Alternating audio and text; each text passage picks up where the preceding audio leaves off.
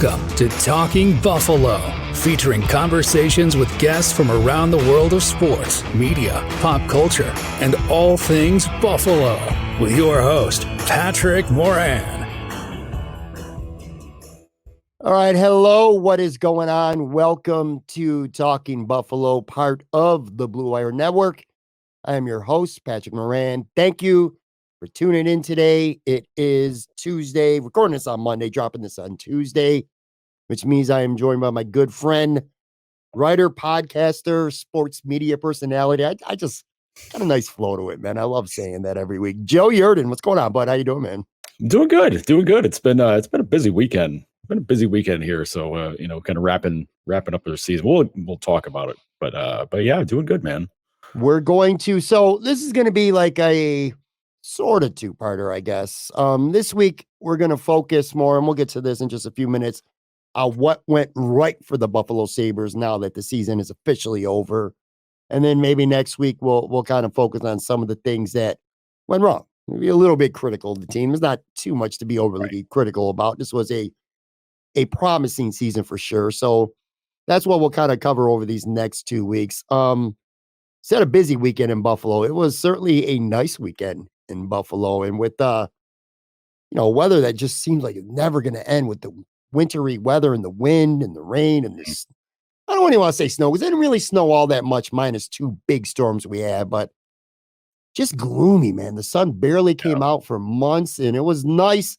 Short-lived, because we were about to go through like 7 or 8 days of pretty crappy, unseasonable spring weather here. But at least until Sunday night, when it started to rain hard, it was a gorgeous weekend, man. It was nice to just feel some sun. I don't know what you did over the weekend. Now, again, I know you were busy with hockey stuff, but man, it was nice just to get out and enjoy the weather.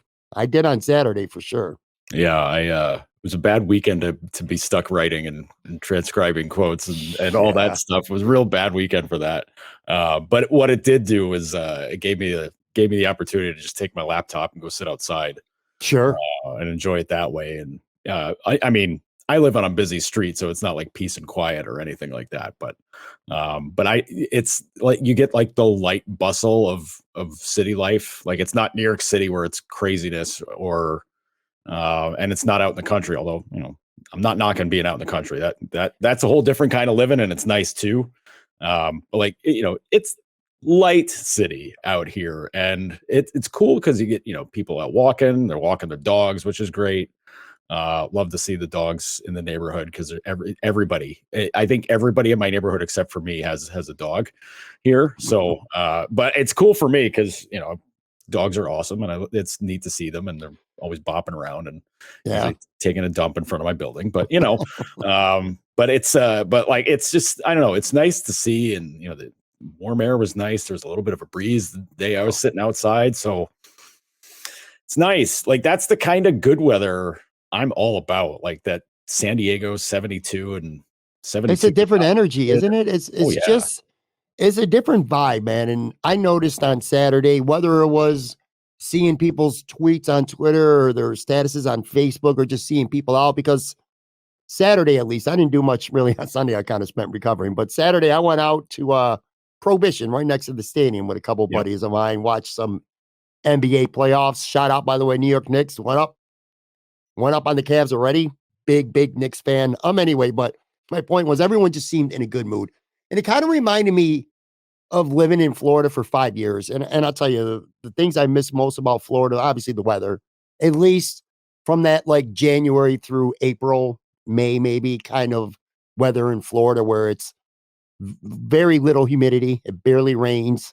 So it's like perfect weather, kind of like it was in Buffalo this weekend, for the most part, at least. Anyway, but so I miss the weather the most. But the second thing I miss, and I realize this more and more now, being back in Buffalo now for the last 2 winters, you're just people generally speaking are just in a better mood when it's nicer out. When the sun is out, you just feel more alive. It really, seasonal depression, I believe, is a thing now. I didn't necessarily believe that. Now I do.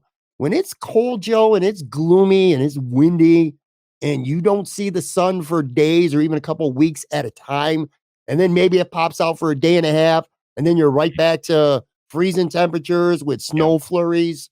over the course of 3 or 4 consecutive months, I really do think it starts to weigh on people. Not everybody. I mean, some people embrace the winter. Some people like getting out and ice skating or going skiing, stuff like that. So I get it. Some people are built for winter. But generally speaking, I think winter starts to kick your ass after a while and you just get a little bit gloomy, you know? So just to have a weekend like this, it kind of reminded me of Florida, where it's just like, people are in a better mood when it's nice out most of the time anyway, you know? Yeah. I agree with that. The seasonal thing is definitely a thing. Not necessarily for myself. I mean, there's some days, but Sure. taking vitamin D pills helps out quite a bit with that. Sure. Yeah. Those little drops of sunshine to make sure you're not getting totally ruined by the lack of it. But yeah, I mean, I don't know. I like the cooler temperatures. Like I like it being colder. I'm happy with it being colder.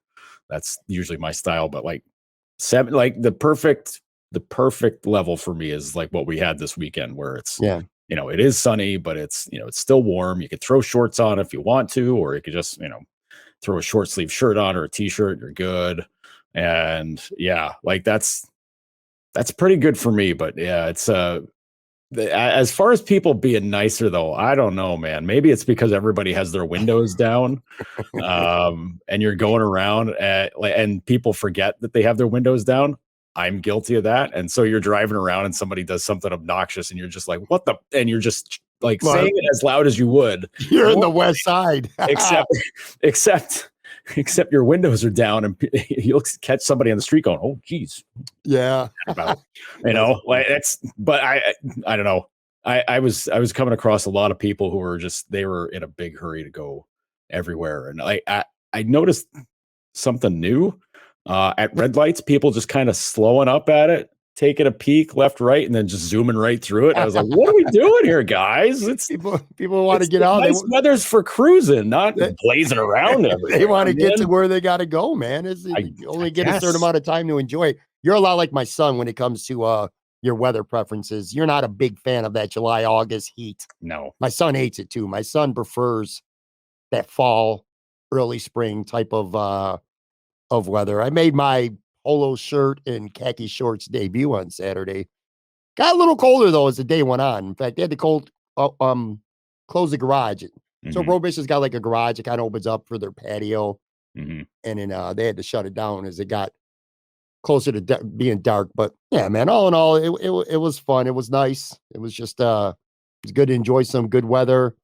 And so we're taping this Monday afternoon, by the way, and I bitch all the time, dude, about hating a lot of. There's a good part of social media, but there's also parts I hate, and we really don't need to get into all that. But I will say, I do. One of the things I've always liked about Facebook is connecting with old friends and just kind of reminiscing a little bit. I'm going to pull this up. If you're watching this on the video side, my friend Rodney, shout out to him. Haven't seen him since we grew up. Oh, Jesus, 30 years ago, maybe longer than that, but we're still friends. That's my point. We stay connected on Facebook. He found a photo of me at 9 years old playing football on the West Side. The West Side Longhorns, number 58 here. If you're watching in this video, I was 9 years old, man. This was 1980, Joe. Playing with the West Side Longhorns, wearing number 58 in honor of Matt Milano, who wasn't even born for 14 years after that photo got taken. But that is, that's some cool shit, man. And again, this is what I love about social media. I don't remember this photo, but I'm sitting there in a football uniform for the West Side Longhorns, 9 years old, man. What a time to be alive. Really cool shit, man.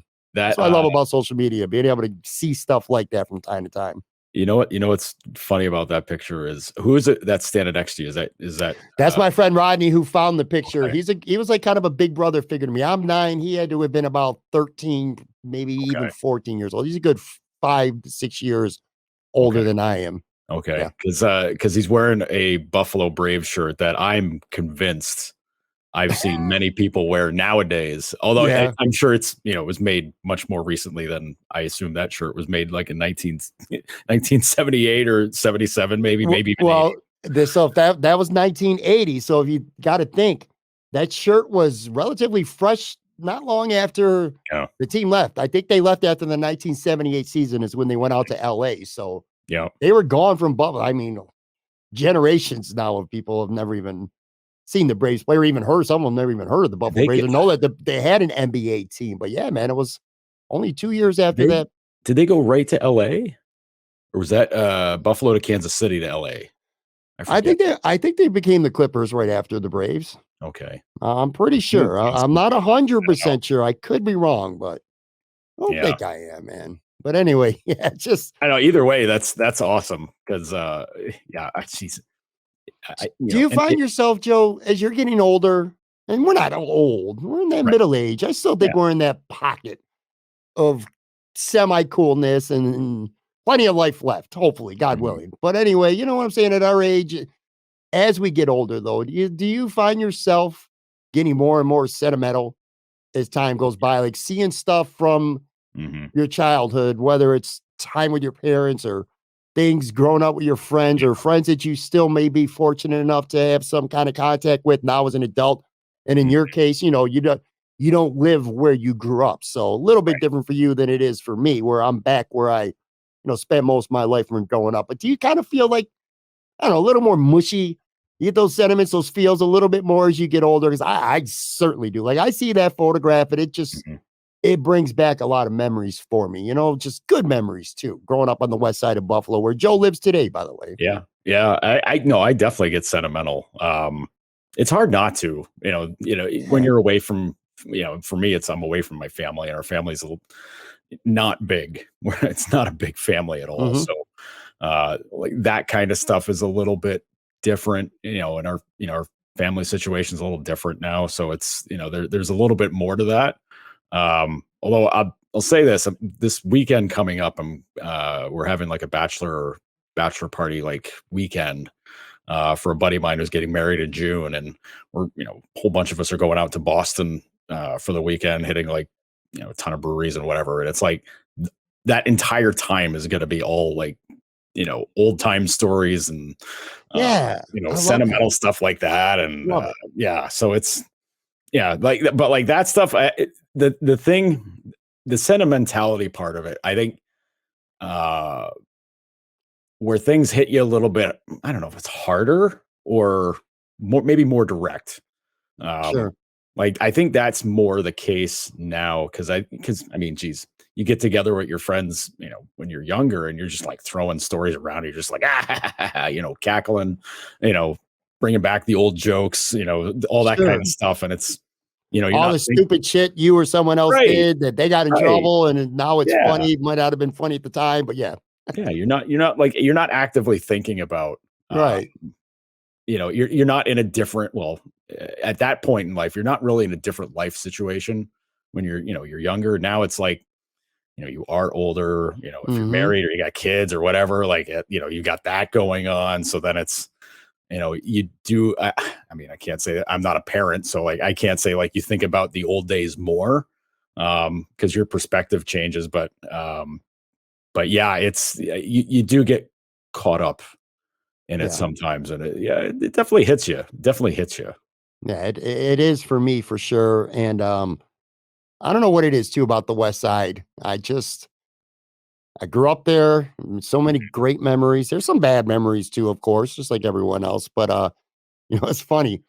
If I had my way, if I was a single man right now with no kids, or my kids were full-fledged adults, I probably would strongly consider moving back right now today to the West Side where I grew up. Really? Yeah. Maybe Elmwood Village, West Side, somewhere around like from where you live to Elmwood, maybe up a little bit towards like say Buff State. That's where I grew up. That ain't gonna happen over my wife and my son's dead bodies. And it's not that they have anything against the West Side. It's just that my wife is a South Towns girl through and through. She always has been. She loves it out here. She ain't trying to move to the city. Yeah. And Shane, my son, he loves it there too. Now his friends are here. He doesn't want to move.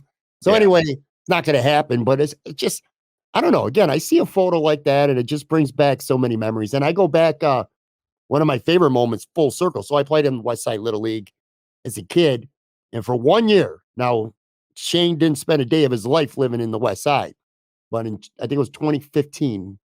I kind of made him play for West Side Little League football for the the West Side Bulls. So for one season, he played at LaSalle Park, which was the same field that I grew up playing on, and it was really cool, man. I don't know what it is, dude. Though there's just something about the West Side. Like I got a birthday coming up in a couple weeks, and I put together a little birthday party event. Self-promoting my own birthday because that's what I like to do. Sure, why not? And I could have had it like anywhere, like say Rusty Buffalo out here in West Seneca is a favorite spot of mine. I just mentioned Prohibition. I go there a lot. I could have had a gathering wherever. I actually, a place that you're very familiar with, Casey's Black Rock Tavern. So I do together a party there in a couple of weeks, which by the way, if you're in town, I sure hope that you'll be there. But in part it was because, again, just growing up around that area, I just kind of got that nostalgic feeling as I'm getting older. A lot of friends that I grew up with still live, whether it's the West Side or North Buffalo or Kenmore, like in that vicinity. So I wanted to have something that would be a little more easier for them to get to, because people that I grew up with on the West Side, dude, they treat West Seneca, like Lackawanna, shit like that. They treat it like it may as well be Syracuse or Binghamton. How far they make it seem like it is. So I was about to say the same thing when you're talking about like, the family wouldn't want to move to the West Side. I'm like, well, it's not California. Right. I know. Trust me, man. It's only a 15 minute drive away. I get it. But for some people who don't leave their neighborhoods, again, that shit just feels like it's in another part of the country. But anyway, yeah, so I'm looking forward to that. By the way, if you're listening, watching, you want to stop up, May 6th, Saturday, bunch of people will be at Casey's Black Rock Tavern. That's one of my favorite bars. Joe and I have done a couple shows there. Killer Wings, Utica Club Draft. Good layout in the bar. It's good there. Yeah, it is. You got to try out a couple other things. Another time I went by, it's all good there. I like that's a really good place. Yeah, I love that place. All right, so let's jump into, like I said, today's topic. And by the way, at the end, we're going to do our random questions. We were doing these for a while, but then the season got really busy and, just didn't really have time to I felt like I would just be throwing those in at the end. Now we got a couple extra minutes. We can kind of work in some human interest questions, get to know Joe, some other stuff besides just hockey. Well, speaking of which, actually, before we talk about the actual team, and again, focusing this episode on 5 things that really went right for them, talk a little bit about, because I wanted to ask you this. In fact, I've been saving this for the air, for the podcast. The season's over now. A long season, a fun season, an exciting season. In your case, your first season covering the team again full-time after a couple of years, between COVID, and this is not just a lot of media, for the most part, hasn't really been around the facility that much, in part because of COVID. But even before that, it's been a minute since you've covered this team full-time over the course of a full season. What was that like for you? Again, taking away how the actual team was on the ice, just getting back in that full-time vibe of being at the arena every day for the games, for the practices, the relationships that in some cases you're reconnected with some people in the media that you probably hadn't seen all that much over the last few years before the season started. In some cases, meeting some new people. You and Lance Lazowski from the Buffalo News obviously have become pretty close. You guys got the Maintenance Day podcast now that you guys do every week, which, by the way, that'll be out later this week. Renato and Adams are going to speak later this week. So after they're done speaking, look for the podcast not long after. But anyway, just talk about the season for you now that it's over, just being back in that grind and, that vibe, that environment. What was it like for you? Yeah. First of all, it's been eating my brain since I said, did the Clippers move to Kansas City? No, they moved to San Diego. So you're right, the West Coast. I was thinking Kansas City because of the Sacramento Kings. So sorry. I had to get that out of my brain because it gets stuck in there. I do that all. How can he mess it up? I'm like, sorry, guys. But no, it was something else this season because there was so much a lot of it was the same, but so much was different from the last time I was in there, nonstop full time, pre-pandemic, which doesn't feel like a long time ago, but also feels like it was 100 years ago. Like it's weird. West Side Sirens. There we go. There it is. The hot take alarm is queued up. It's ready to go. It's still there. Yeah, ready to kill me with it. No, it was a little. I'll admit it was a little awkward for me because you're away from it a little bit. I was there in here and there spots, doing AP work or, something Right. else, but, Yeah. not like being there every day, going to every practice, talking to, Big difference though. Yeah. huge difference. It's such a huge difference. So getting back into that flow, um, and kind of having like that, and all of the awkwardness or insecurities or any of that stuff is like all up here in my head. Like Sure. it has nothing to do with anybody around me, none of the players, none of the staff, nothing. That's all in my head. And from when I was there last time, all the time, to how things are run now, it's 180-degree difference. So there was a lot of like, oh, you guys don't do that this way now. Okay. Like just on the, the working side of it, where a lot of stuff that, I was, you'd do in the past, you'd have to like run it by somebody, and then that gets run by somebody else, and it gets run by somebody else. And then that person says, no, can't do it. And then, whatever you're like working on or whatever you want to do, or, whatever it is that you're thinking about doing, it's just, has to go way up a ladder. Then it comes down the ladder and crashes on your head. But, this year was, in the working aspect, it was so much more. I won't say easier, but it wasn't difficult. Like, I mean, easier in like the sense of being able to report and write, and have the time to ask guys questions, or the coach questions or whatnot, and not just totally get stonewalled at random moments or all the time. So like just learning that like things were different took a little while.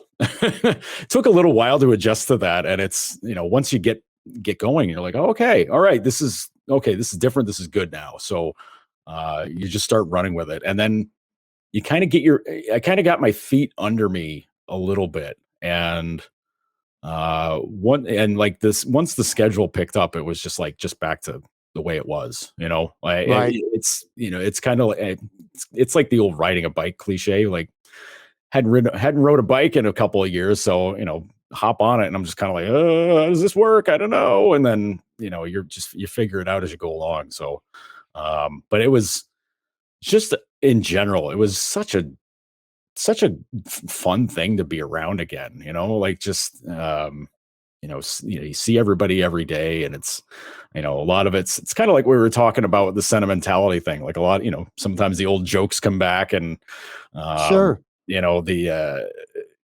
the kind of the old camaraderie, and then you have some new people there too, so you get to knowing them, and get to goofing around with them, and hit it off with people that are new to it, so that's always cool. And then working with the players again, it was really, I don't know if flattering is the word, but it was really cool to be able to come back to the room, and then you see like Kyle Opozo, and he's, hey Joe, how are you? I'm like, my name? Wow. Like, Yeah. I know we've been working together for years, but like the players never address us by name. We're always like, oh, Kyle, how about blah, blah, blah, asking him questions or whatever. But it was like, I don't know, like that kind of stuff is just like, oh, you do know who I am, or you have read my my credential hanging around my neck.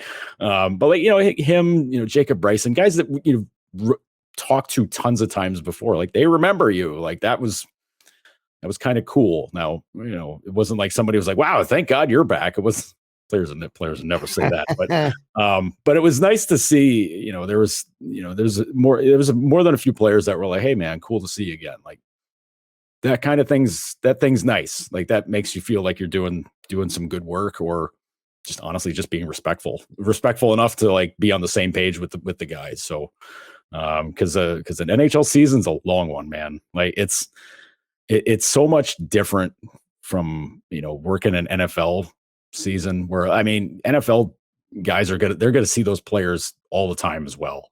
But it's, it's like what, 4 or 5 months maybe. And then, there's one game a week, and, that's that, NHL, we've got 4 games a week sometimes. And, or, there's 3 games a week, and then there's 2 practices, and it's all kinds of stuff like that. But it's so much more time put into it, and you got to kind of stretch things out with, with stories. It can't be just like boom, boom, boom, boom, hit everything at once and then just go. Like so much of the locker clear out day the last couple of days has been like, all right, I've got what, 2 months to fill before we got the draft. Like, yeah, hey, better pace some things out here and just, just get ready for that. And then it's summertime, and then it's like, oh boy, time to get creative. But yeah, it's the first. Now, granted, it's my first full season back, but this was the first season out of all of them that I've been there where I was like, can we just keep this going? This has been pretty fun. That's what I was thinking. A fun season is way different. Like, there's been other seasons where it's like, all right, this team might be going places, but it wasn't exactly fun. And some of that's player related, some of it's just the job related or whatever. But like this time around, it was very much like, it's a good room. Like, it's having a room full of young guys that are just kind of not grizzled down by what the life is, and and all that, and they're just kind of like light and easy going. It makes working a lot more interesting and a lot more joyful to be there. I can only imagine that part. And yeah, this is the first time I can remember as a fan in quite a while where I'm like, God, man, I wish the season wasn't over. Like, I wish we could have went back and found one more win for the Sabres so that they could still be playing some hockey right now. This is going back. I can't speak for this era of athletes and what they're like. I have no idea for the most part on a personal level, but about early 2000s, before the age, I sound so old right now, before the age of blogs and, even the internet to some extent and things being covered online, I wrote for a local rag, which again, because there wasn't blogs and stuff like that, it was enough to get me credentialed to cover both the Bills and the Sabres. And I remember covering both teams. It was like around 2003, 2004. And the difference between football players and hockey players was night and day, man. The hockey players, generally speaking, and there were a couple douchebags on the hockey side, and there was a couple really cool people on the football side too. So, right. I don't want to generalize it too Nobody's much. immune from it, right? Right. But generally speaking, man, hockey players are just somewhere immune. Completely unrelated to that. I remember it was 2003. So the Bills lost to the Raiders. It was 2002. And Jerry Rice played for the Raiders. And Nate Clemens the Raiders won the game, but Nate Clemens kind of shut them down a little bit.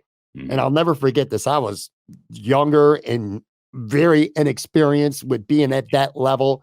And I remember almost shitting all over myself trying to interview Jerry Rice after the game and asking him questions that I thought were good questions, but in hindsight, they were terrible. And he was just giving me one-word answers. You know how that goes, right? And you feel trapped and lost in the moment, and you just feel like the biggest dummy.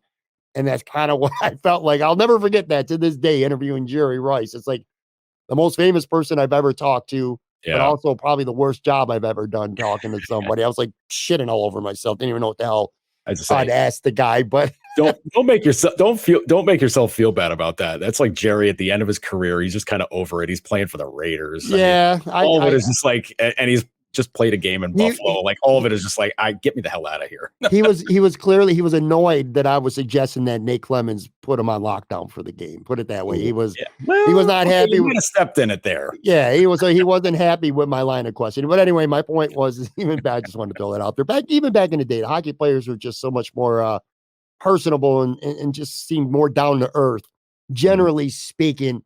And to your point about this year, I was going to ask you that next. It has to help that the team doesn't suck. The mindset in the locker room has to be different. There's optimism, and it's a lot easier to get good quotes and sound bites and just build relationships with players and coaches and staff and administration when the team is good, or at least there's a lot of promise in the building. If you're just going through another one of those seasons like we've seen so many of with the Sabres, now it feels like your job feels much more like a job, and it's probably less fun.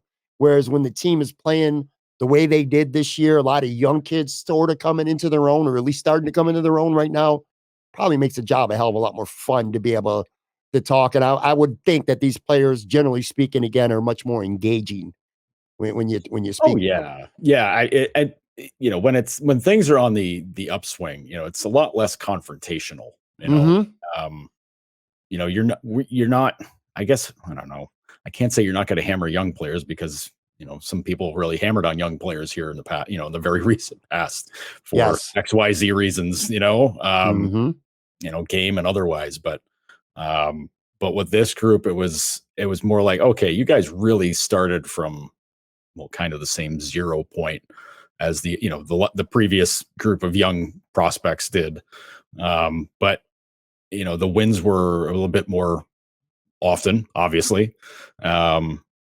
And it was just, there wasn't like any sense of like, there wasn't any confrontation with anybody, because it's just, like who you get to bury for having a bad loss. You're not burying, you're not burying anybody. It's right. The 76-point team last year. It's like, all right, like, what are you going to do? Right. You're not going to, you can't kill them when it's, it's the youngest team in the NHL. But yeah, it having everybody be just kind of on the young side, and it can be a little awkward, only in the sense that it's first or second time around for some of these guys, doing interviews after games or after practices or whatever, and they're just kind of feeling their way through what it's like to deal with that. Some guys are really good one day, or just they'll be like shell shocked the next day, and then you're just kind of like, oh well, okay, pick the wrong day to want to talk to him or something, Right. But it's, the good thing is that you're never shut out. The guys are never outwardly, mad at you about anything. I don't even know if any of these guys really pay attention to what anybody's writing. I know a couple guys do, but like, I bet you they do more than you think. Oh yeah. Well, one of them, Alex Tuck told us that he peeks on Twitter. And like, he just sees stuff in the For You tab, and I'm like, ooh, boy, that's a bad way to experience Twitter. What people are saying about the Sabres. But I mean, they do pay attention, but I mean, it's not like anybody was writing anything scathing this year. Like, there was nothing to really hammer this team about. Like, they're fun. Okay. Defense wasn't great. Goaltending wasn't great. I hope the goalies weren't reading a lot of what was being said or being written. So, I hope they steered away from that. But yeah, it's just, it's so much different when it's a team's winning and they're stupid young, because yeah, and they're just kind of like living life, like the first time around in the NHL, and they're enjoying it. They're playing great. What's to be mad about? Yeah, completely agree. All right, we're going to take a real quick break. Come back. 5 things that went right with the Buffalo Sabres this year.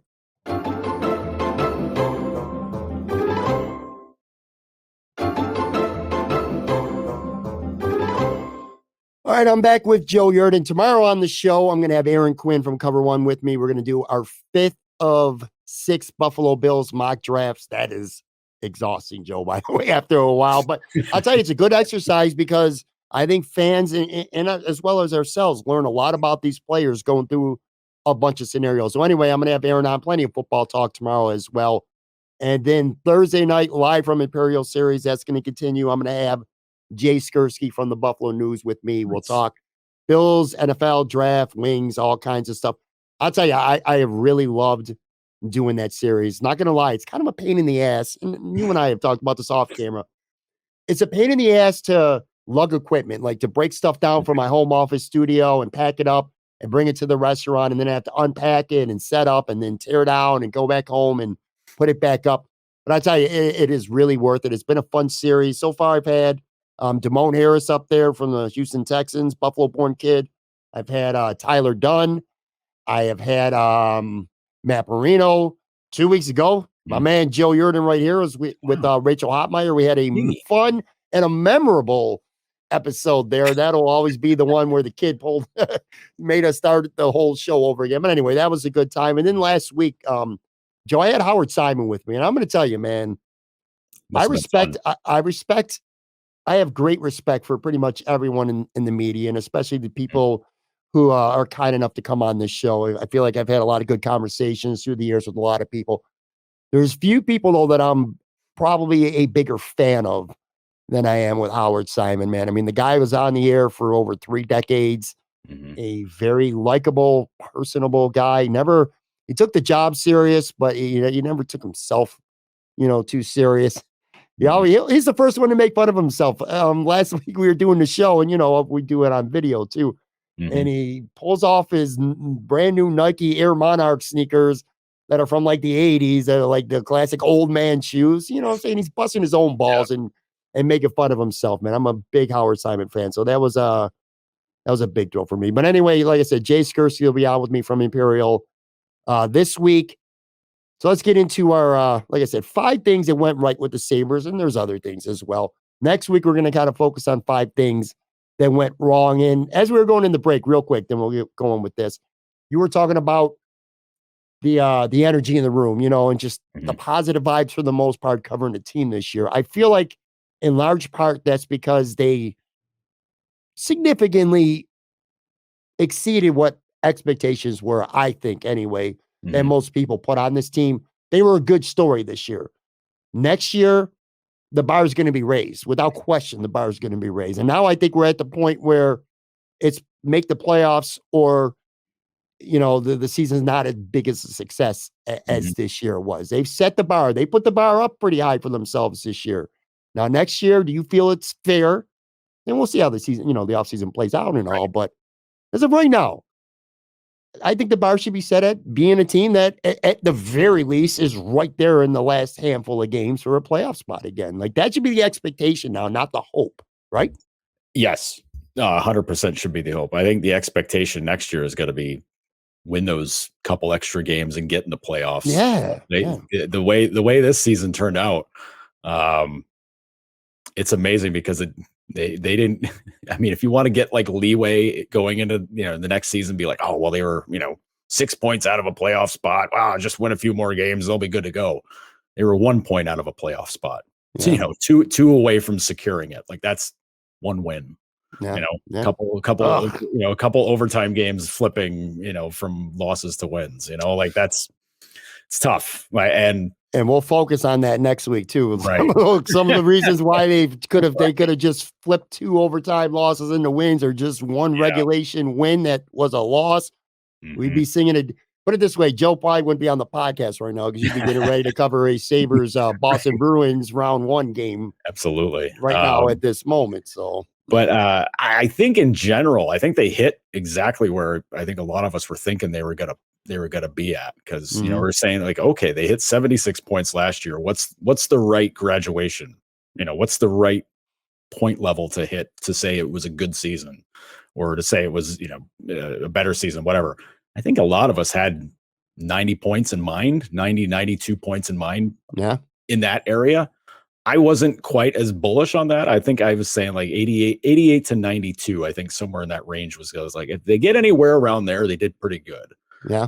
Because if they got 86, it's like, okay, well, that's 10 more points, but it's like, that's, it's 5 wins. It's not that big of a jump up.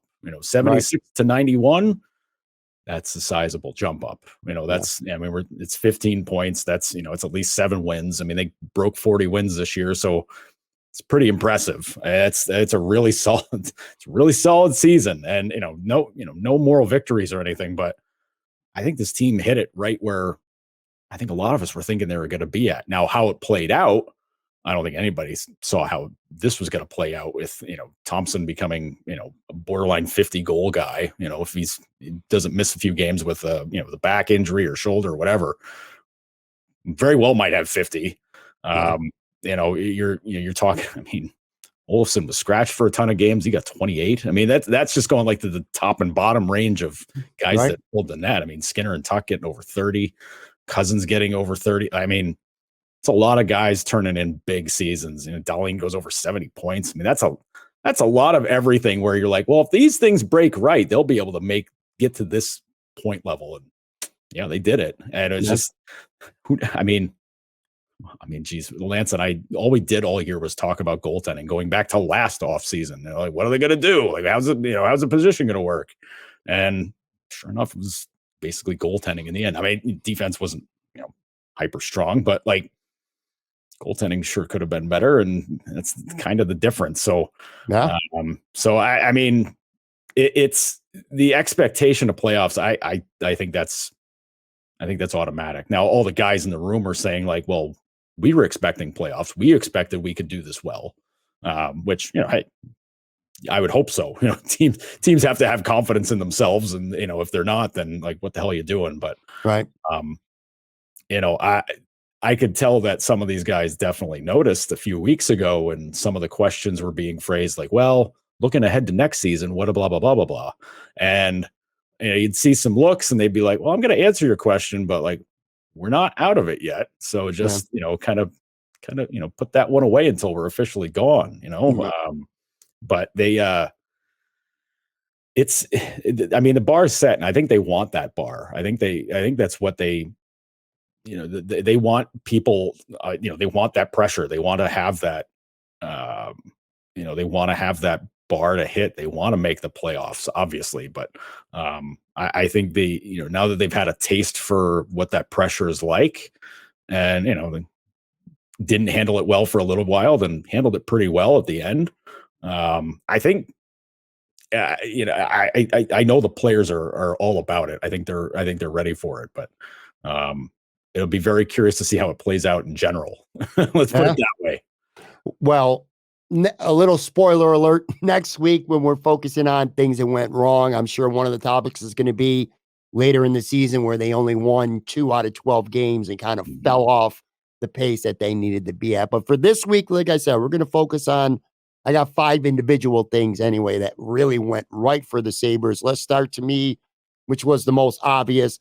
Tage Thompson became a superstar in the league this year officially. 47 goals, 94 points in 78 games. Almost certainly hits for at least 50 if he's not banged up late in the season. He missed 4 games on the year, played hurt. He had 38 goals, 68 points the year before, got the big contract.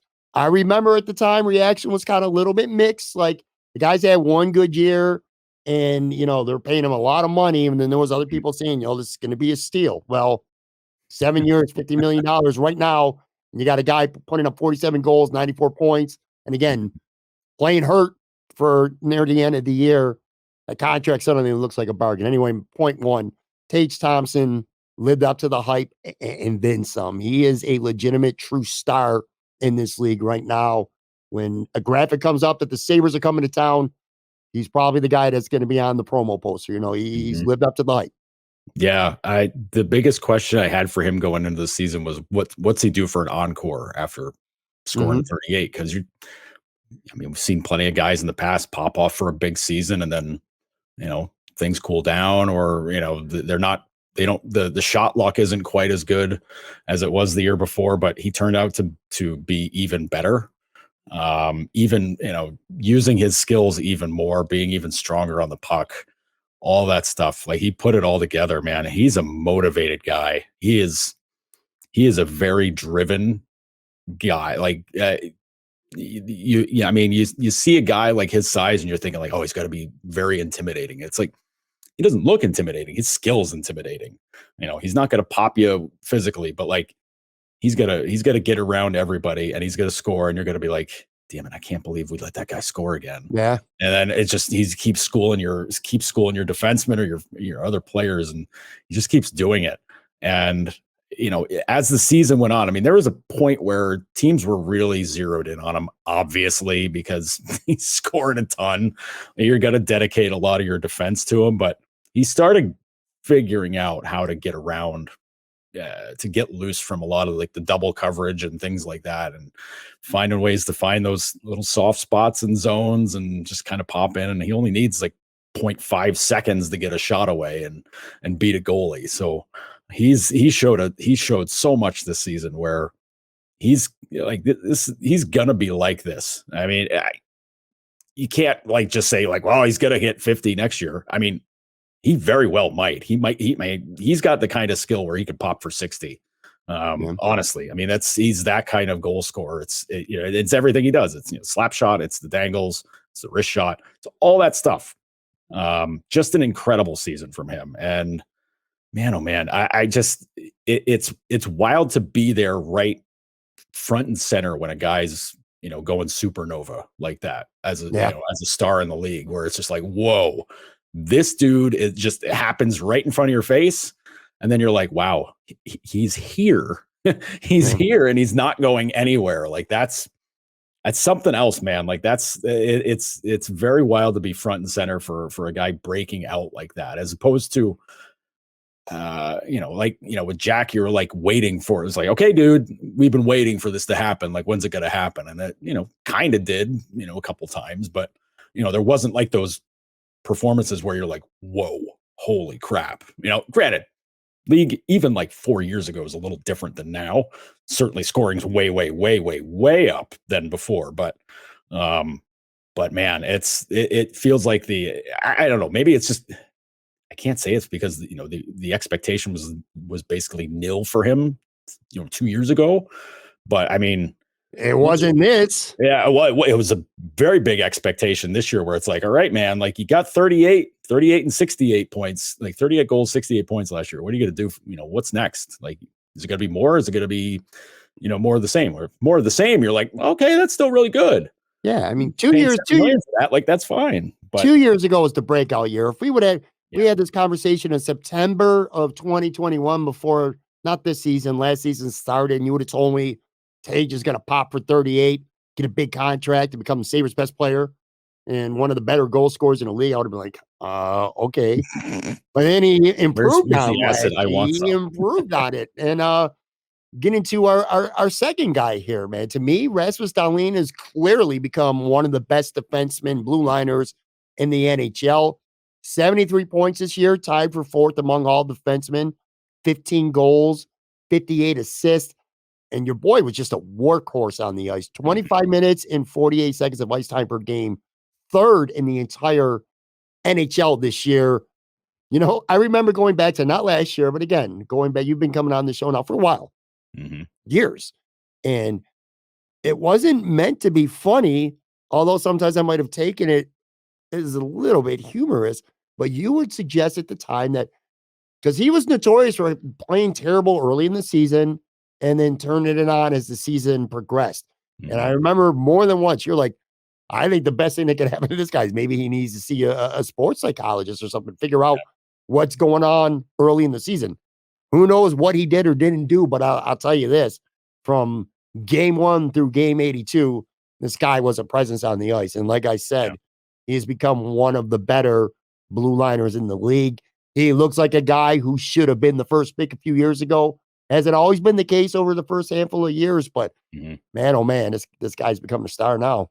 Yeah, just an incredibly dominant type season. I mean, it's the points are gaudy. Your defenseman with over 70 points has only happened two other times in Sabres history, I think it was, and it was Housley, Housley and somebody else. I'm blanking right now, but it's that's a steamed company, where you're if you're getting. I've always said this every time he's piled up points, and he, like when he was 18 years old and he was first guy since Housley, or first guy since like Bobby Orr, he surpassed how many points Bobby Orr has had it as an 18-year-old. And you're like, okay, well, this is a big deal. Right. But the defensive game wasn't there yet. The defensive game is very much there now. He's so well-rounded. He's just a ruthless competitor. Just not nasty, but like you don't want to cross him. You don't want to end up in his sights. Let's put it. I think you'd hate him if he wasn't a Sabre. If you're a Sabres fan and he played out the New Jersey Devils or the Bruins or any other team for that matter, the kind of guy you would hate if he's not on your team. Yeah, and that comes from the way he's just. He said it before this season. He stopped giving a shit what people thought. Yeah. He's like, no offense to you guys, but I just don't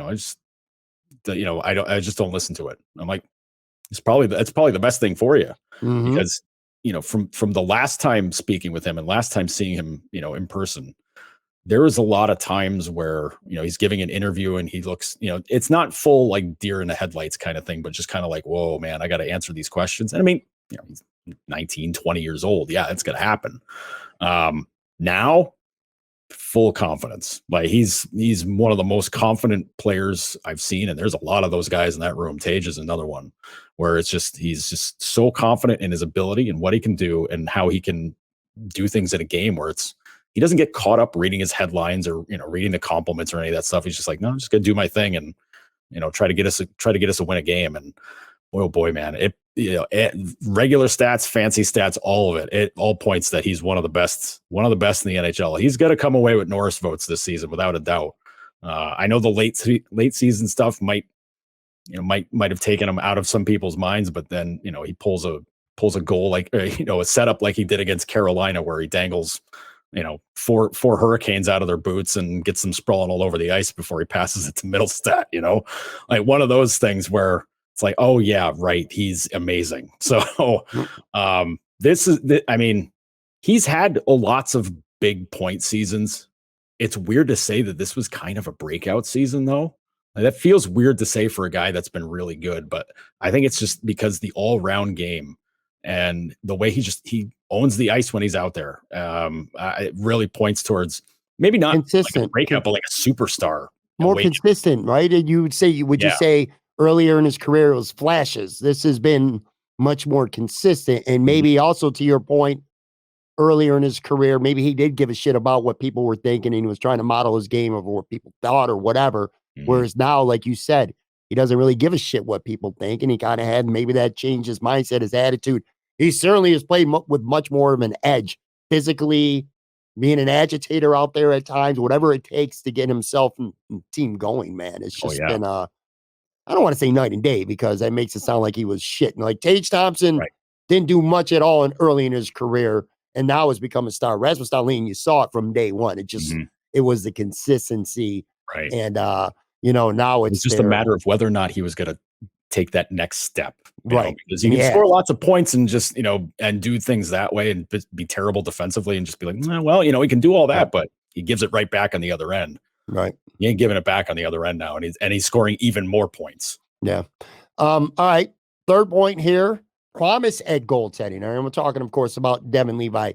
So he plays 7 of the last 9 games down the stretch, including 6 of 7, when the Sabres were dead smack in this playoff race. Stats not really too gaudy. 2.94 goals against average, 0.905 save percentage. Who gives a shit? Right? He played well. He gave the team a chance to win. I felt like the team was energized around him. He also has that, I don't know if it matters or not, but he's got that buzz. He's got that kind of like that star factor. And again, I've said this, I can't remember who I said this to. I'm not talking about talent or what he might do in the future, but like Derek Jeter, because we're both Yankee fans. Yeah. From day one, Derek Jeter had that this kid's going to be a star kind of quality factor to him. I feel like I look at Devin Levi and I get that same type of sense. And again, compare him to one of the greatest shortstops in the history of baseball might be a little bit ridiculous. I'm just talking about the fact that you just feel like he's going to be a star. Anyway, again, throw the numbers out. The biggest, most telling thing to me was the season was still very much alive, and they were continuously going to this kid down the stretch. So just talk about that for a minute. And also, and we'll have plenty of time to talk about this summer. A month or two ago, we would have talked about maybe getting a little smattering of games here, and then he would compete in training camp, probably starting in Rochester. That's not happening. It's not happening, Joe. You might be the hockey guy, not me, but even I know that shit's not happening.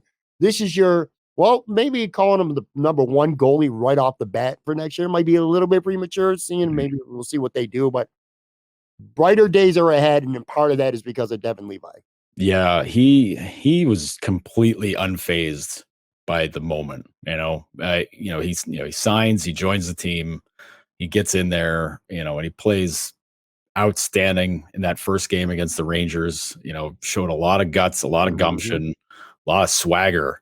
Like goalies with swagger is always that's like a tightrope because that swagger can get broken in a half second. All it takes is one crappy goal against, and then it's like, oh, there it goes. But he showed a tremendous confidence in every single one of those starts. People, you might want to argue that having him play three games in 4 days, like right off the hop might not have been the best thing, but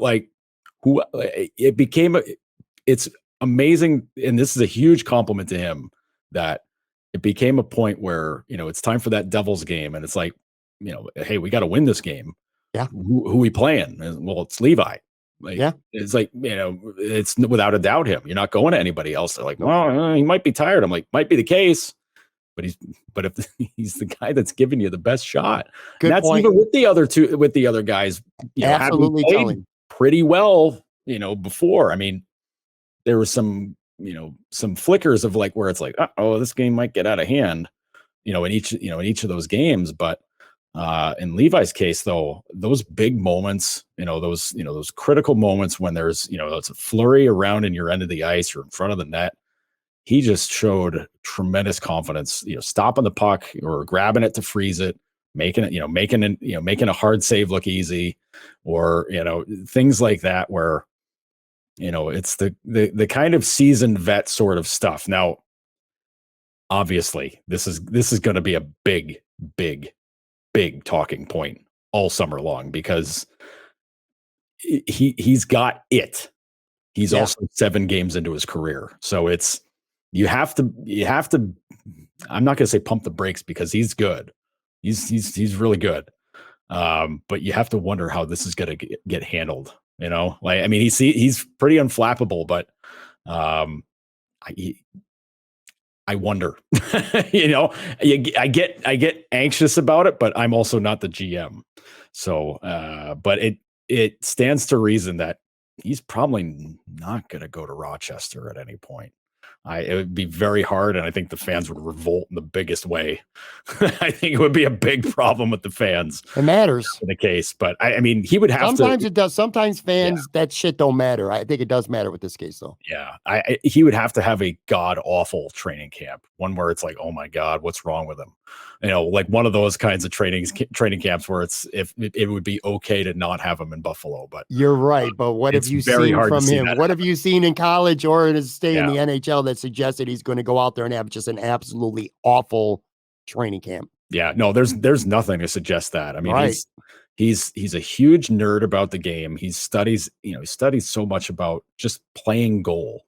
The funny part was after the Detroit game, that shootout, he gives up a goal in the first one, but then stops the next 2 guys. He stopped a breakaway with 2 seconds left in overtime. Mm-hmm. Like all that kind of stuff where it's like, dude, that's a lot of stuff going on.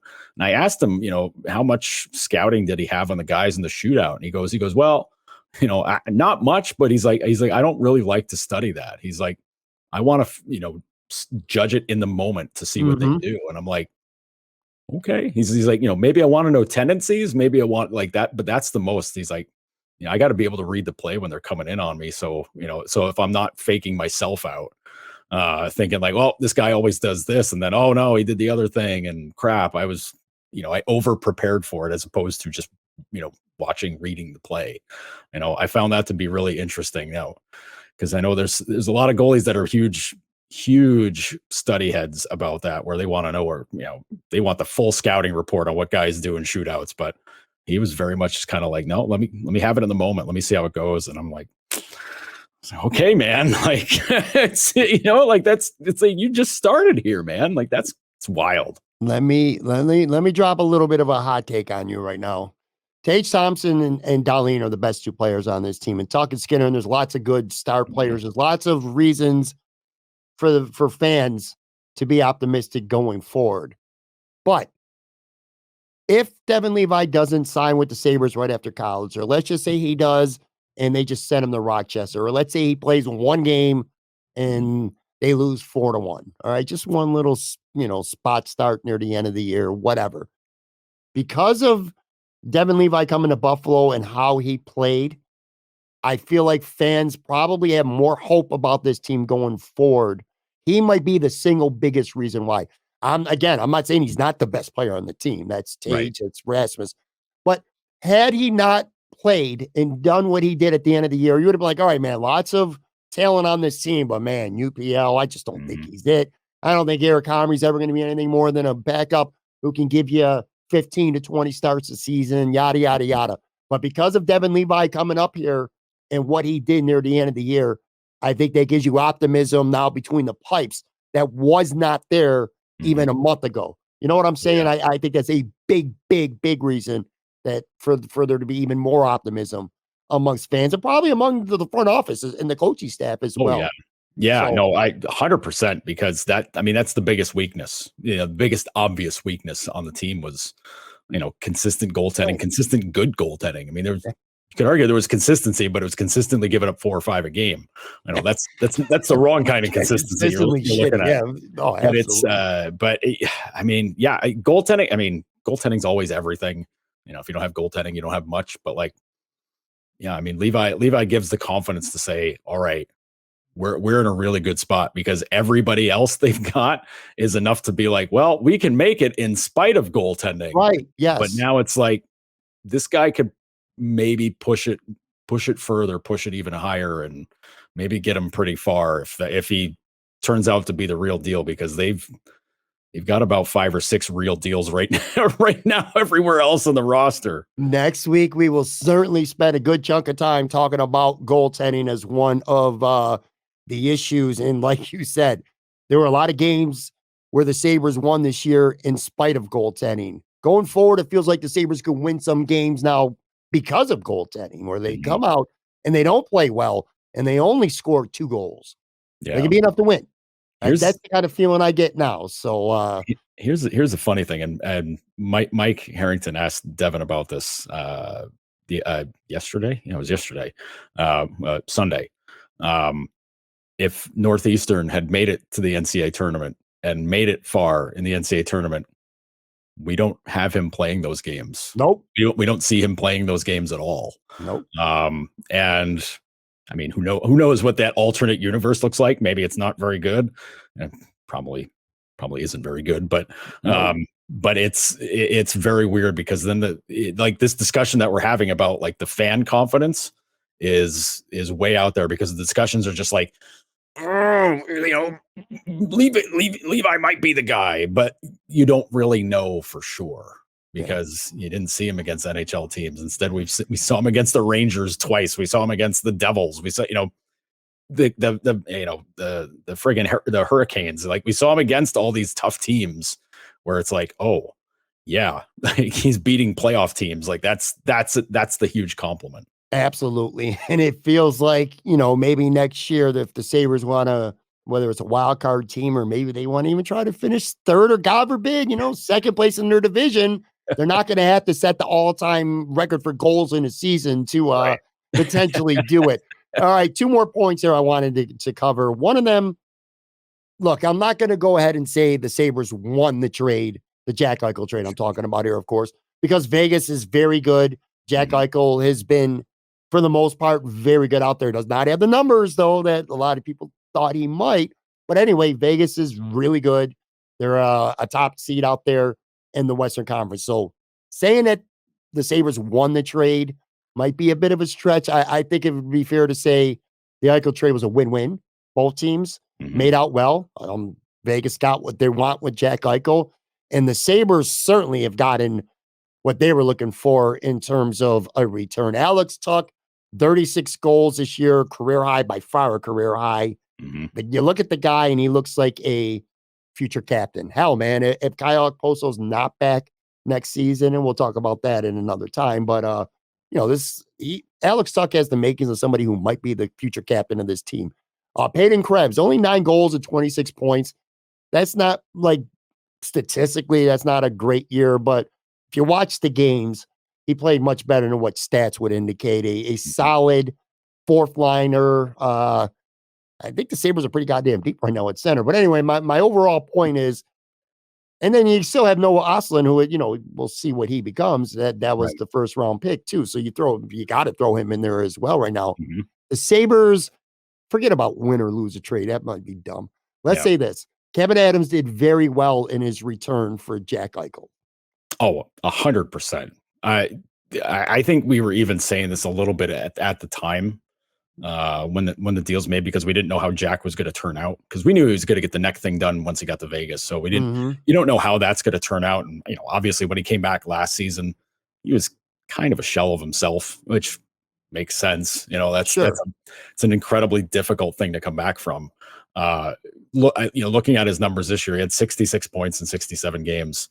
It's the Jack we kind of saw here before. That's the exact Eichel that we had seen in Buffalo, early in his career. So he's on the way back to be what he's supposed to be. Sure. Which is great for Vegas. I mean, everybody here is going to hate it, but I mean, geez, Vegas isn't as good as they are without him this season. He missed 15 games this season, I think. Yeah, he missed like 15 games with couple different things, but he was great for him. But I mean, geez, Alex Tuch had 30 goals, playing on the top line with Thompson and Skinner, and one of the best first lines in the NHL.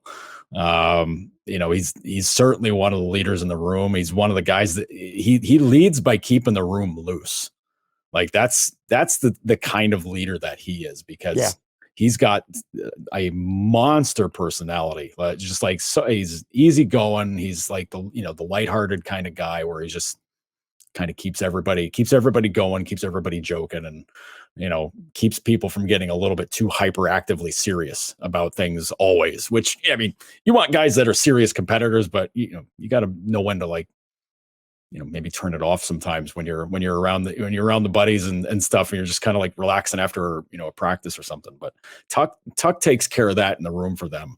Krebs is, I mean, geez, that fourth line. I know there was a lot of grumpiness early in the season when Krebs is playing with Girgensons and Opozo, because there are a lot of fans in Buffalo that it didn't feel right early on, right, and they don't see the value in those guys. But when if you look at the fancy stats and the possession time and stuff like that, that's why he's on that line. Like they're like, oh, it's a fourth liner. I'm like, well, in name, but that's a third line in usage.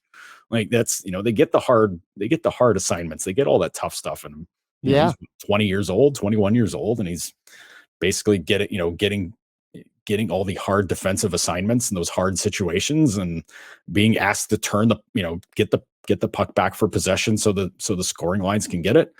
That's a big responsibility. And here he's a kid playing with the two veteran forwards on the team. And, those guys have been doing it for a few years now, but he just slips right in there, and he's really good at it. And he's kind of a pain in the ass, like not quite as obviously as Dahlin is. Like Dahlin's like actively trolling guys sometimes. Krebs is a lot more subtle about it. Like you don't notice it until somebody goes to try to punch him in the face in a scrum.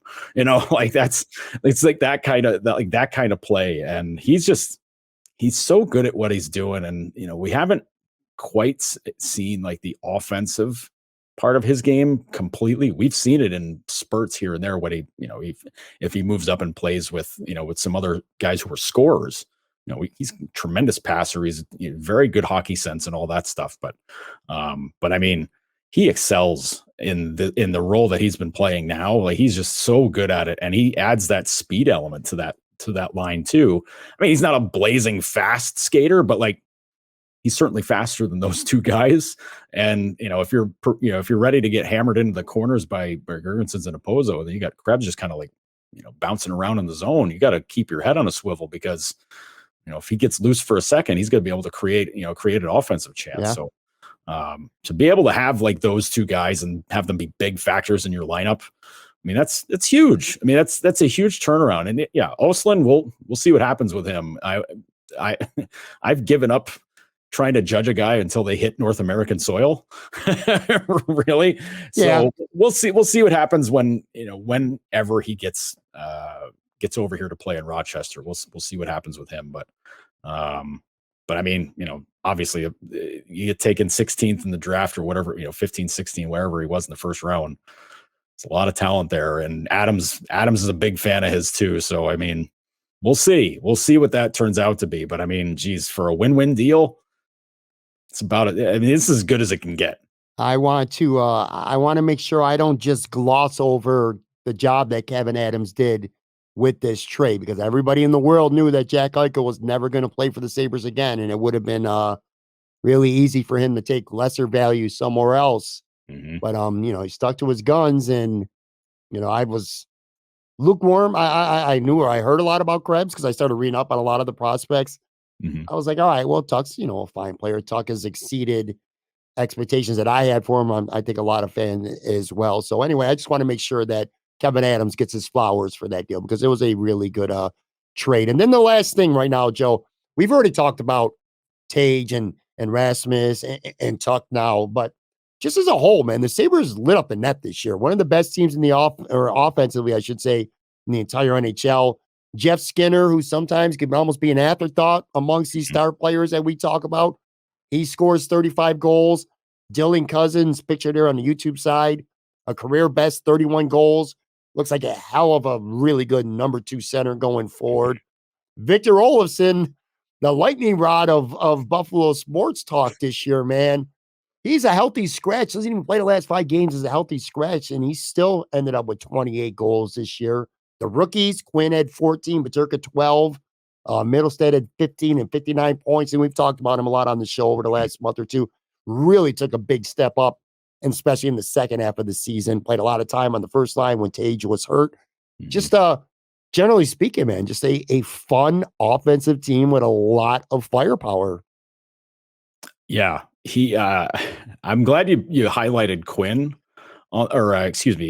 Cousins on the picture on the video, because he's the guy that he also signs the 7-year extension. He signs for just less than Tage Thompson does. Yeah, just like a little bit less.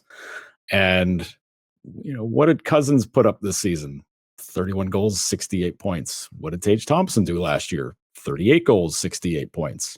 Mm-hmm. Now, the causation is not correlation here, but I mean, I don't know. Like I'm not saying that Cousins is going to pop off for a 40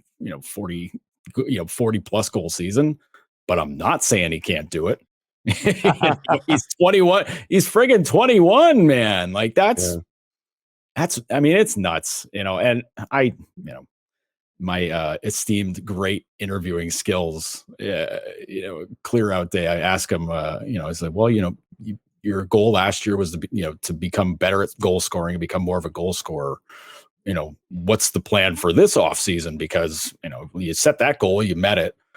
What is it for this, for next year? And he goes, well, I guess I got to score more goals now. And I'm like, well, yeah, obviously. I mean, easy slam dunk answer for that one. But I mean, he set out to be a better scorer. He went to world championships and, became a scorer. He played wing to do it. And then he comes back here and he's in great shape. And then he's immediately, getting those second line assignments. And the second scoring line, helping bring along guys that are his age but are viewed as the young guys, even though because Cousins has been here for 3 years already. And he's and he has a season like that, and you're like, okay, all right, well, that's the number 2 center putting up numbers kind of close to what Tage did last year. It's fascinating. And the thing that makes it stand out is because you see what Quinn did this year. And you look at the way he played at the end of the season, where he started to understand, kind of digging in the body. Now, he's not a big dude. He's not a big, strong type guy. He might be when he comes back next year. But he found ways to be able to work into those, those battles on the boards and the corners to fish the puck out and create an opportunity. And I think a little more confidence from him, you could see him pop off in a big way next year. And same for Peterka, honestly. I mean, Peterka had a little bit more hot and cold, ups and downs, but I mean, geez, the talent's there. We saw it come out a lot more later in the season where the speed is such a difference and the skill. I think he might end up spending a lot of world championships for Germany, working on maybe some of the breakaway moves, or maybe the shot a little bit, just to kind of get that a little bit more sharpened up, because with his kind of ability to make a steal and to break away, and he can be a big difference being able to do that. I mean, it's really a wealth of riches, because these are guys that all perform very well. I mean, Quinn, you're like, well, it's only this many points. I'm like, well, that's like 5th or 6th and maybe 7th in rookie scoring. Yeah. Like that's still pretty good. And it was their first full year in the NHL, and they're doing this kind of stuff. And I mean, it's very easy to project and say, like, well, they're going to be better next year. It's hard to believe that they wouldn't be. So I think seeing the growth between Cousins and Thompson over the last few years gives you more confidence when you see a guy like a rookie like Quinn and Peterka, what they did their first year, and knowing that, in hockey, it takes time physically to grow and experience to get better. So I think what you've seen recently with the younger players who become stars now, when you look at guys like Quinn and Berturka, I think it inspires more confidence and that they'll take those steps. And let me say this about Cousins. Cousins having that kind of Tage stat season this year. He's doing it 3 years younger than Tage did it at last season. Tage was 24 doing that last year. Cousins just turned 21. Yeah. Turned 22. Did he just turn 22? Yeah, he just turned 22 in February. So, I mean, you're doing stuff like that at 21, 22 years old. It's, sky's the limit at that point. Yeah, I'll tell you. So this segment, like I said, this was candies and flowers and roses. Fun. Next week, not quite as much. We'll spend a chunk of time talking about 4 or 5, things that went wrong for the Sabres. And again, why Joe is not getting ready to cover some playoff hockey for the Sabres. Anyway, that'll be next week, though. We haven't had a chance to do this in a couple weeks, and we're going to bring it back today. I go on Facebook and I steal from this group called Salad Recipes, and this has got nothing to do really with food, but they have some pretty good human interest questions thrown in there as well. So I picked 3 or 4 each week, or at least we're going to get back to it, I should say, this week. Just kind of an opportunity to know a little bit more about Joe, I guess to some extent myself as well, beyond just sports talk. Break up the norm a little bit here on Talking Buffalo. So that's how we're going to end it. We got 4. First one is going to be age yourself by naming a clothing brand that was popular when you were in high school. Now, again, we spend time here at the beginning of this podcast talking about getting older. So it's not a secret that we are not exactly spring chickens here anymore. But anyway, name a clothing brand that was popular when you were in high school that you can remember. I was not a fashionista when I was in high school by any stretch. I also went to a Catholic school where we had uniforms, so there was nobody was showing out. Nobody was ever showing out anything unless it was figuring out ways to make gray slacks look better, or girls wearing their skirts in different ways to try to make that work better for them or whatever. There wasn't a lot of fashion. Now, the first thing that came to mind, though, and it's not something I wore.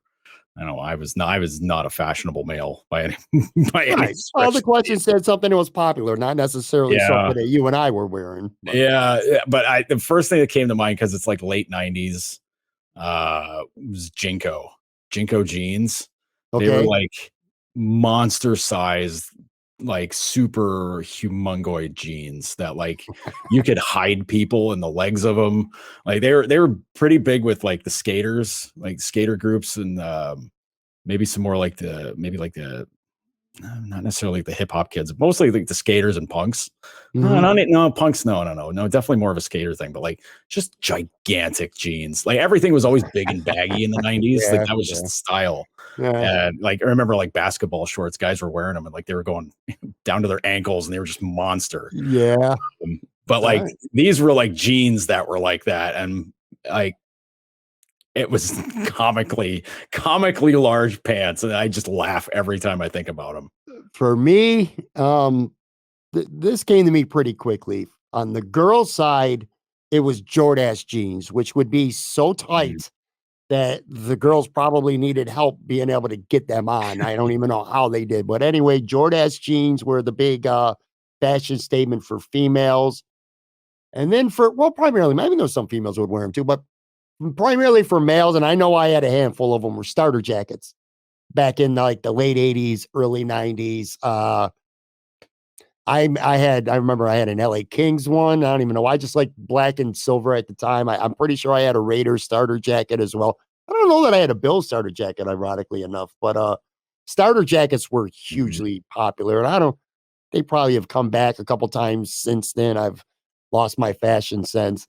You were talking about by the time I got to be the late 90s, I didn't give a shit what I wore anymore. I just wore whatever the hell would be on sale at JCPenney's that I can get cheap. That would be my clothing fashion at that point. But yeah, man, Jordache jeans for the ladies and starter jackets for the boys back in my day in high school, because that's what we were talking about here. I Um, I love that you mentioned starter, because starter never didn't really fade. right. But I remember like being in school and like all of us guys had to like they had like these black winter starter jackets that were black and they had a giant sports logo on the back, or like small one on the chest and the I know what you're huge talking one on about. the back. I remember Like that shit. everybody had to get one of, Yeah. of whatever team. And I was like, oh man, I got to get one of those. And I Yeah. wore the garbage out of it until it like fell apart. But that was, yeah, starter. I mean, geez, the satin jackets. I mean, my dad had like a Yankees one. My uncle tried to troll my dad by getting me a Knicks one. My dad's just like, come on. Like I didn't have a basketball team yet at that point. I was young. Yeah. And my dad's a huge Celtics fan, so my uncle buys me a Knicks jacket, and I was like, "Oh, it's cool, New York, yeah, cool." And my dad's like, "No." I wish I had a New York Knicks starter jacket right now. I'm so excited that they're in the playoffs and up 1-0. All right, second question here. Back in the day, what was your favorite food at the fair?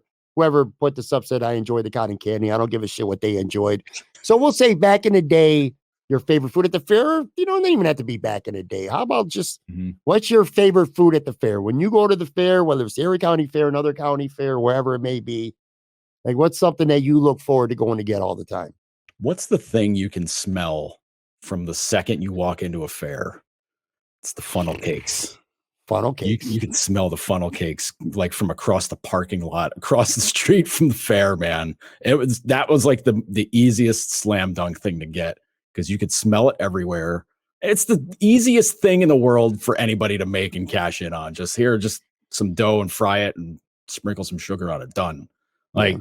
it's the most basic ass food you can come up with, but man, oh man, I think it's only right to get it at a fair. Like if you sold it like normally, like if there was like a funnel cake, like fast food place in a mall or something like that, that shit would go under in a week, because people would be like, this isn't a fair. Get out of here. We don't want this stuff now.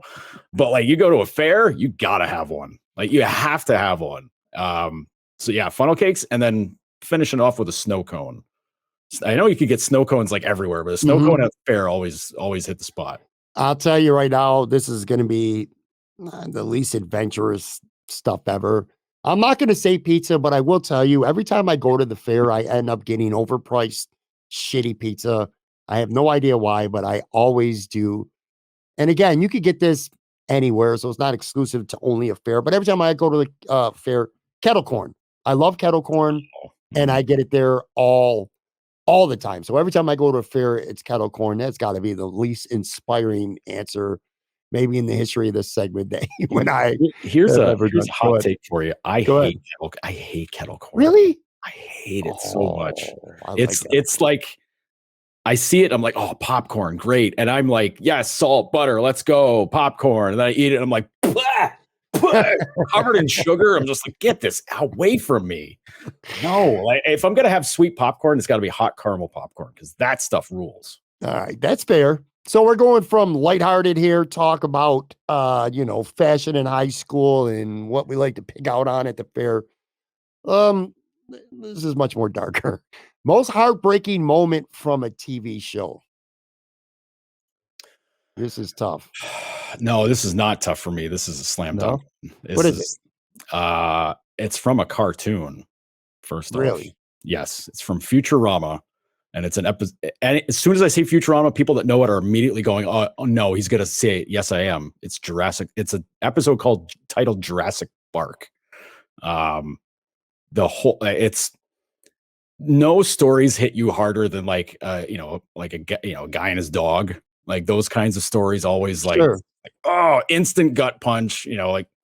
You'd see like those movies like Marley and Me come out, or like the book, like it come out, like they make a movie out of it, and it's just like, why are you making stories about the dog dying? Like, get away from me with the dog dying stories. This one it's not necessarily the dog dying, but like it, there's like the time travel aspect of the whole story. And basically the sum up is that Fry finds out that his dog waited for him after like the entire time that he got zapped into the future, and like his dog just kind of waited for him to come back the whole time, and it's just like, whoa, Go, go, go. Oh, the dog waited for him. And then you're just like, you're a broken person after you watch that episode. I mean, it's a great series. Futurama is awesome. Matt Groening, Simpsons, the whole thing. Like, that's an amazing, awesome, funny series. That episode will break even the hardest person. Like, that is just oh God, just give me 5 minutes alone, please. You kind of make me want to. I've never watched the series, so there's nothing I can add. That's your introductory episode. It's gonna murder you. You're gonna be like, I can't watch the show anymore. Watch everything. Watch plow through it, watching up to that point, so you get involved with the characters. Like, you laugh, you have lots of laughs and whatever, because that episode will completely bury you. Yes. All right. I got a couple. And again, these are things where some people probably haven't even watched the show, so they'd be like, kind of like you just described to me. I'm like, okay, but I don't know what you're talking about. If you watch Game of Thrones, Holdor's demise. I don't know if you watch Game of Thrones. I did. That's tough. Look, man, it's been years. So if you haven't watched it by now, tough shit. Okay, Holdor dies at one point. That shit was gutting, man. It's trying to save Bran from getting killed. Mm-hmm. That sucked. This, I don't think you watched. I think we've talked about this before. I don't think you watched This Is Us. It's got to be the most melancholy drama I think I've ever seen. Take your pick. A couple people that passed away in it. It was terrible. And then the Fresh Prince episode where Will's father comes back into the picture and then just disses him and walks out on him again. And Will breaking down, talking to Uncle Phil, asking why he doesn't want me. That shit, that was tough. That's hard. Fresh Prince is a show. I'll tell you, Fresh Prince Joe is a show that really grew on me, and maybe we'll talk about this at length another time. But it really grew on me. It was always, laughs and giggles, ha ha ha. But there was those episodes that really had some life lessons and deep meaning. A brilliant, brilliant show that I feel like if you haven't watched The Fresh Prince of Bel-Air, you should really watch, because again, it was good for laughs. Maybe they're dated today. It wouldn't seem as funny watching it today if you never seen it before. But man, there was just some really tender moments and some big time lessons to be learned by watching that show. Great freaking show. That show holds up. Like, there's not a lot of overly dated jokes on there. Yeah. Like, I mean, Seinfeld's way more dated, but that's like so yeah. Cheers is really Fresh dated too. Oh, Cheers too, yeah. But Fresh Prince is. It's the reason why it ran in syndication on TBS for it's probably still does now. Yeah. It's so good. Yeah, great show. And like I said, that was a really tender, heartbreaking moment in the way Uncle Phil comforted Will when he needed it. Mm-hmm. Anyway, last question here. Let's get back to being a little bit lighter. A band or an artist that everyone loves, or almost everyone seems to love anyway, but you personally, you can't stand, or at least maybe that might be too big of a word. Let's phrase it as a very popular band or artist that you just don't see it. Yeah. I had to think about this one for a second, because I've become less of a hater as I got older. Right. That's why I kind of rephrased it a little bit. It's like not many I can't stand. Right. Like, there's stuff where it's just like, if I hear it out in public and I don't like it, I'm just like, all right, whatever. This friggin' song. One that I just was never able to shake, even from college days, where when they were biggest, was Dave Matthews Band. I just, for the life of me, could never get into them. I mean, the talent's great. The songs, there's a lot of catchy songs. Like, I can respect everything that they've done. Like, they still sell out, all that stuff. Great. Don't get it. Never hits me. I don't understand it. That's a great one, by the way. I feel the same way. I do not like the Dave Matthews Band. And it seems like they came to Buffalo every year for 10,000 straight years. And everybody would be looking forward to it. I'd never seen them in concert. Oh man, never had any desire. They do an annual show up in Saratoga, every July 4th. Sells out immediately every time, and I'm like, I don't get it. I don't understand. It just, again, to your point, I agree. I respect what they've done. I respect the career that they've had. Dave Matthews Band does nothing for me. I'm going to be a hater to a lot of people here. Say Drake. I am an avid old school rap fan. Okay. I love hip hop from when I came up in the 80s and then in the 90s. Love hip hop. Hate hip hop today. Hate it. And in this, nothing's going to make me sound older than me hating on Drake.